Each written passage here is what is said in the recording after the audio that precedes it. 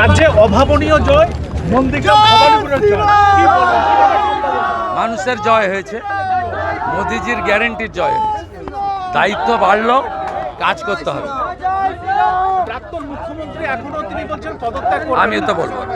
সংবিধানে লেখা আছে, সংবিধান বিশেষজ্ঞ বা রাজ্যপাল ঠিক করবে। আমার সব ব্যাপারে কথা বলার কোনো দরকার নেই। রাজ্যবাসীর ক্ষেত্রে কি আহ্বান করবেন, কি বলবেন রাজ্যবাসী? বাংলার হিত গৌরব ফেরাবে বিজেপি।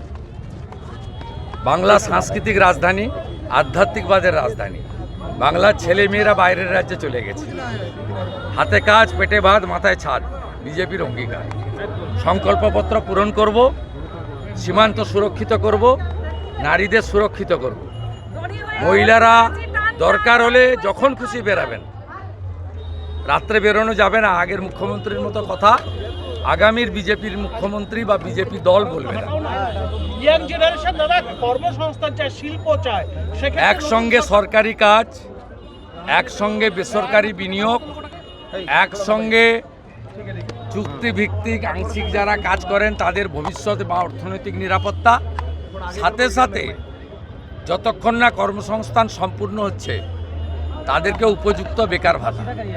এই সম্মিলিত প্রয়াসের মধ্য দিয়ে আগামী 1 বছরের মধ্যে রাজ্যের মানুষ প্রকৃত পরিবর্তনের স্বাদ পাবেন, এটা আমি বিশ্বাস করি।